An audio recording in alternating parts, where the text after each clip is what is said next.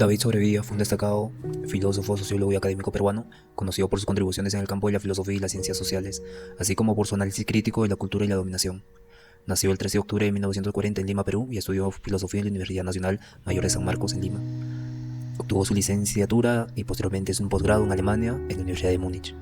A lo largo de su carrera, Sobrevilla ha sido un profesor en diversas universidades peruanas e internacionales, y su investigación se centra en temas como la teoría crítica, la sociología del conocimiento, la cultura y la ideología. Ha publicado numerosos artículos y libros que abordan estas temáticas desde una perspectiva crítica y marxista. El libro que vamos a hablar hoy, La cultura y la dominación, publicado en 1980, es un libro de sus más influyentes. Aquí Sobrevilla analiza cómo la cultura puede ser utilizada como medio de dominación por parte de las élites y cómo las ideologías dominantes se perpetúan a través de diversas instituciones sociales. La obra de Sobrevilla está fuertemente influenciada por el pensamiento marxista, particularmente en su análisis de la ideología y la hegemonía cultural. La teoría crítica también está influenciada por la Escuela de Frankfurt y pensadores como Theodor Adorno y Max Horkheimer, cuyas ideas sobre la cultura y la sociedad han influido en su trabajo. Sobrevilla ha contribuido significativamente al desarrollo de la filosofía y la sociología en América Latina, proporcionando marcos teóricos para analizar las dinámicas de poder y resistencias en contextos latinoamericanos. A lo largo de su carrera, Sobrevilla ha recibido varios reconocimientos por su trabajo académico y su contribución a la filosofía y las ciencias sociales. Su obra sigue siendo relevante y estudiada, ofreciendo herramientas cruciales para entender las complejidades en la interacción de cultura, ideología y poder en sociedades contemporáneas. El libro, La cultura y la dominación. Resumen del libro. El contexto es simple. Él examina la relación entre la cultura, ideología y poder desde una perspectiva crítica. Parte de la premisa de que la cultura no es neutral, sino que es un campo de batalla donde se manifiestan y disputan diversas formas de poder y dominación. Sobrevilla sostiene que la cultura sirve como un medio para las élites poder ejercer control sobre las masas. A través de la imposición de una ideología dominante, las élites logran que sus intereses se perciban como los intereses generales de toda la sociedad. Esto se logra mediante instituciones como la educación, los medios de comunicación y la religión. La ideología y el poder es un enfoque marxista. Sobrevilla explora cómo la ideología actúa para naturalizar y justificar las relaciones de poder existentes. La ideología dominante moldea la conciencia de los individuos, llevándolos a aceptar y reproducir el status quo sin cuestionar nada. Cultura y resistencia. Aunque la cultura dominante tiene gran poder, Sobrevilla también destaca la presencia de cultura de resistencias. Estas culturas de resistencias presentan o representan las expresiones de grupos oprimidos que desafían la ideología dominante. Las resistencias pueden manifestarse en diversas formas, desde movimientos artísticos y literarios hasta luchas sociales y políticas. La perspectiva de América Latina, especialmente en esta región, donde las dinámicas de dominación cultural son complejas, debido a la historia del colonialismo y neocolonialismo y dictaduras militares, Sobrevilla argumenta que las culturas latinoamericanas viven en constante tensión entre influencias externas y tradiciones locales, y esto crea un espacio para la resistencia cultural entre estos dos bandos. La importancia y la contribución teórica de la cultura y la dominación es que es un texto en los estudios culturales muy importante en la teoría crítica, porque proporciona un marco teórico para entender cómo la cultura y la ideología trabajan juntas para perpetuar las estructuras de poder. Las aplicaciones contemporáneas que se pueden ver se da ya que las luchas de clases o las luchas culturales y las batallas por el control de la narrativa continúan siendo esenciales en la política y la sociedad actual. Su enfoque en la resistencia cultural ofrece esperanza y estrategias para aquellos que buscan desafiar las estructuras de poder opresivas, como pasa en Venezuela, que vamos a analizar y lo vamos a asociar. Antes, vamos a hablar sobre los conceptos clave. Marca 8 conceptos clave. El primer concepto que vamos a hablar es la cultura como campo de batalla. Entonces, Sobrevilla define la cultura no solo como un conjunto de prácticas y creencias compartidas, sino como un campo de batalla donde se disputan y manifiestan diversas formas de poder. O sea, que la cultura no es neutral, como empieza el libro. Y esto es importante debido a que este concepto enfatiza que la cultura no es neutra, sino que está constantemente en lucha entre fuerzas dominantes y resistencias. Otro concepto es la ideología dominante. La ideología dominante es el conjunto de creencias y valores que las élites imponen para mantener su control sobre la sociedad.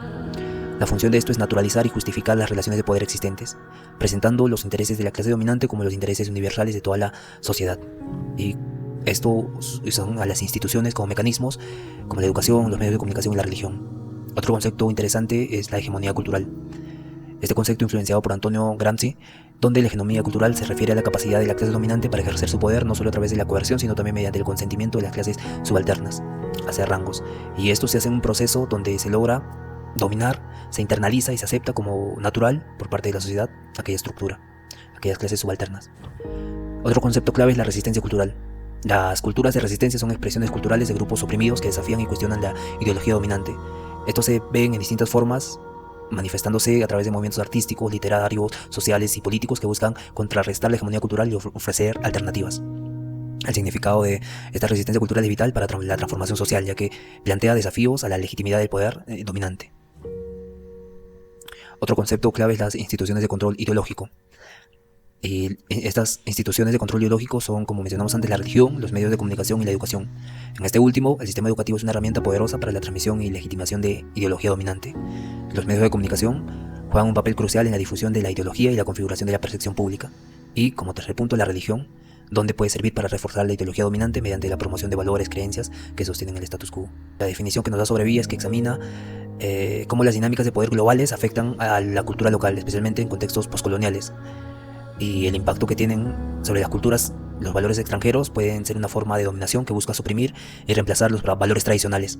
Y la resistencia es la reafirmación de la identidad cultural o local y la recuperación de prácticas y conocimientos tradicionales que son formas de resistencia contra el neocolonialismo cultural.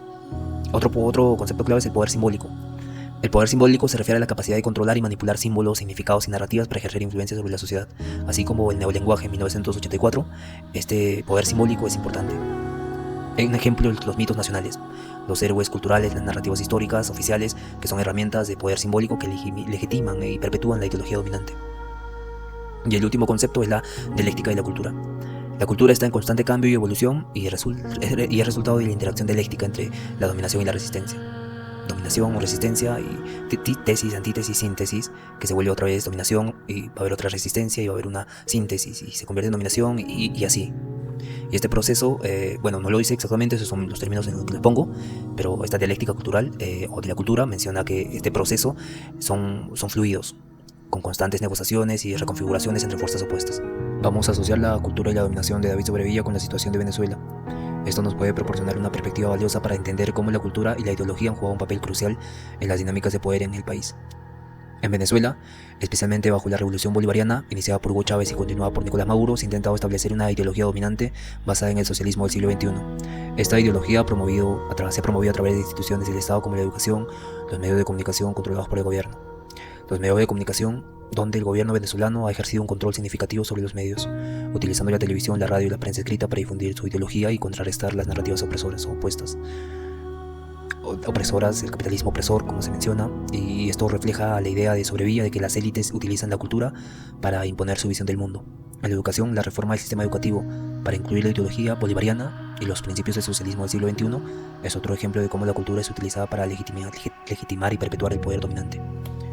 La naturalización y la dominación, donde el uso de la ideología chavista en Venezuela se ha buscado naturalizar las relaciones de poder y la estructura política del país, al presentar una lucha contra el imperialismo y la redistribución de la riqueza como los intereses generales del pueblo venezolano. El gobierno intenta justificar su modelo autoritario y políticas económicas. Un ejemplo de distribución de recursos. Los programas sociales como misiones bolivarianas han sido utilizadas para ganar apoyo popular y representar al gobierno como el defensor de los pobres y oprimidos.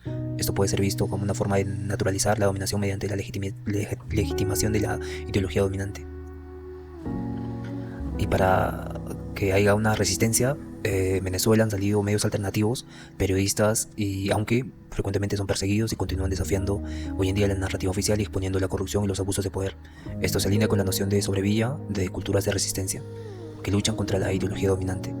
Las protestas y los movimientos sociales son numerosas contra el gobierno y son organizadas por estudiantes, trabajadores y activistas de derechos humanos. También representan formas de resistencia cultural y política, y estas protestas buscan contrarrestar la hegemonía ideológica del chavismo. La situación en Venezuela refleja muchas de las tensiones y conflictos que David Sobrevilla identificó en América Latina, como la influencia del colonialismo, el neocolonialismo y la lucha entre tradiciones locales e influencias externas.